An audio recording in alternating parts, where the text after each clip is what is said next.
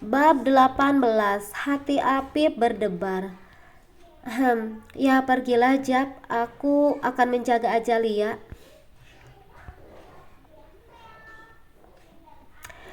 Perempuan berbadan dua itu masih menatap Jafir tanpa kedip, seolah tak rela kehilangannya. Tak ingin canggung karena memperhatikan Azalia sendirian, Apip lalu memulai pembicaraan. Aku akan melaporkan Nia. Pria itu kembali mengambil ponselnya dan mulai sibuk menggeser layar benda pipih tersebut. Azalia menoleh. Kenapa Nia, Mas? Ya, Apip lalu mendongak menatap balik Azalia hingga tatapan mereka sekarang saling beradu. Telepon kedua orang tua Mas Apip. Hanya mereka bukan saudara dekat mamanya Mas Japir.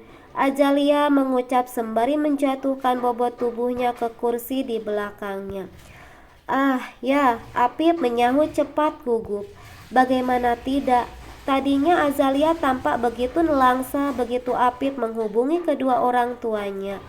Dan kini dia malah memintanya untuk memberitahu mereka. Tunggu, Apip terpikirkan sesuatu. Bagaimana denganmu? Tanyanya kemudian. Ya, Azalia melebarkan matanya yang masih dipenuhi kaca-kaca dan sembab lantaran terus menangis sedari tadi.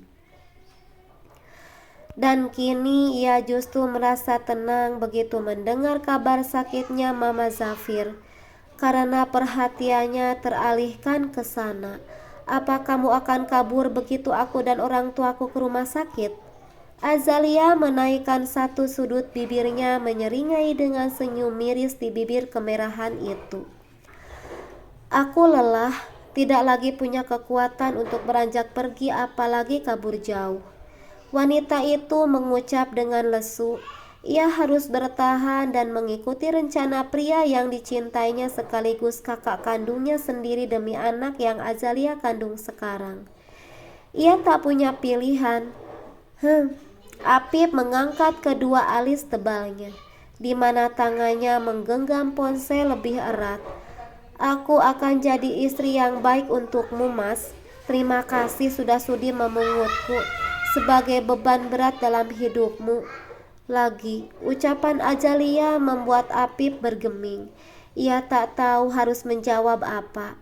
Lelaki itu tak menyangka jika pada akhirnya Azalia akan patuh dan Zafir dan mau menikah dengannya yang bukan siapa-siapa dalam hidup wanita itu. Azalia bahkan tak mengenalnya dengan baik, meski Afif yakin bahwa Zafir pasti sudah bercerita mengenai hubungannya dengan sepupunya itu. Mas, Azalia memanggil pria yang mematung dan tak lekas meresponnya itu. Ah ya, Apip tersentak karenanya, sadar bahwa Azalia menunggu reaksinya. Ya, aku akan berusaha jadi pria yang baik untukmu dan anak kalian Azalia. Kini Apip bicara dengan gugup. Ia tak mengerti perasaan apa yang membuatnya berdebar sekarang. Padahal dia tak sedang jatuh cinta pada wanita di depannya itu. Tidak, Mas, aku merasa lebih dari cukup Mas Apip mau menikahiku. Setelah menikah, aku tak ingin menuntutmu layaknya suami yang memiliki tanggung jawab pada istri dan anaknya. Azalia mengucap tenang. Ia tak memiliki perasaan cinta sedikit pun untuk Afif. Dan dia yakin bahwa Apip memiliki perasaan yang sama padanya. Mereka hanya perlu menikah demi menyelamatkan masa depan Azalia dan anaknya, bukan mengarungi bahtera rumah tangga bersama dan menghadapi masalah hidup bersama-sama seperti halnya pasangan suami istri normal lainnya. Dia cukup tahu diri di mana posisinya sekarang di mata pria. Azalia hanyalah barang bekas yang sudah entah berapa kali melakukan hubungan dengan Zafir. Dia bukan perawan yang banyak didamba para pria di luar sana untuk menyenangkan malam pertama mereka. Mereka berhasil memecah milik seorang wanita dan menjadi pelaku pertama. Lagi, Apip tak bisa bicara apa-apa mendengar ucapan yang meluncur dari mulut wanita cantik itu. Ya, baiklah, Apip mengangguk ragu. Ia lalu memilih pamit menjauh untuk menghubungi kedua orang tuanya sekaligus Kania. Sementara Apip pergi, Azalia yang sudah bisa berpikir jernih menghubungi bapaknya agar bisa memberinya banyak penjelasan sekaligus membicarakan rencana pernikahannya dengan Apip nanti. Ya Rob, aku tidak menyangka akan menjalani hal sedrama ini. Perempuan ayu itu menggumam. Berkali menghubungi nomor bapaknya tak juga kunjung ada jawaban. Azalia sampai lelah melakukannya. Saat itulah Apip yang sedang bicara dengan Kania memperhatikan ekspresi kecewa di wajah Azalia. Ia tak mengerti kenapa rasa bersalah hadir begitu saja di hatinya. Ya, kalau saja aku tak mendukung pernikahan Zafir dan dia dan mencari tahu lebih dulu alasan Tante Rania mati-matian menghalangi pernikahan mereka. Pasti tak akan seperti ini kejadiannya. Harusnya aku tidak ikut terbawa perasaan Zafir yang jatuh cinta pada perempuan itu. Apip menghela napas panjang sampai orang di ujung telepon merasa heran. "Kak, ada apa?" tanya Kania. "Ah enggak, apa Umi dan Abi sudah kamu beritahu soal Tante Rania?" Apip balik bertanya. "Ah ya, mereka langsung panik dan sekarang sedang siap-siap pergi." Ya bagus kan ya, kamu juga sudah bilang tidak bisa ikut dengan mereka?" tanya Apip. "Ya, aku bilang Kak, Apip memerlukan bantuan jadi akan menginap beberapa hari di apartemen kantornya," Kania menjelaskan. Kania menguap. "Kak, aku ngantuk banget, baru aja bisa meremas, nelpon lagi." "Ya sudah, tidurlah sampai aku datang menjemput. Biar besok aku yang mengambil pakaianmu ke rumah." Ya, jangan lupa sejutanya ditransfer ya. Aku mau beli skincare." "Iya, bawel." "Hehe, makasih kakakku yang baik hati. Assalamualaikum." "Waalaikumsalam." Obrolan pun berakhir. Apip menyimpan ponsel dan kembali menemui Azalia. "Kita harus pergi sekarang, tidak enak dilihat orang, sudah malam," Apip mengucap sambil memandang sekeliling. Sebenarnya dia berusaha menghindari menatap Azalia, seseorang yang kecantikannya bisa mengalahkan siapa saja. Pantas jika Zafir begitu tergila-gila padanya, dan bahkan sampai rela melanggar restu ibunya sendiri. Dan lagi meski Azalia adalah calon istrinya, tapi mereka belum halal sekarang. Ya benar, Azalia mengangguk. Dia tahu ini tak bisa dihindari. Wanita yang baru saja pernikahannya batal dengan Zafir tersebut terpaksa mengikuti Apip pergi. Pria yang sudah menerima keinginan Zafir untuk terus menjaganya.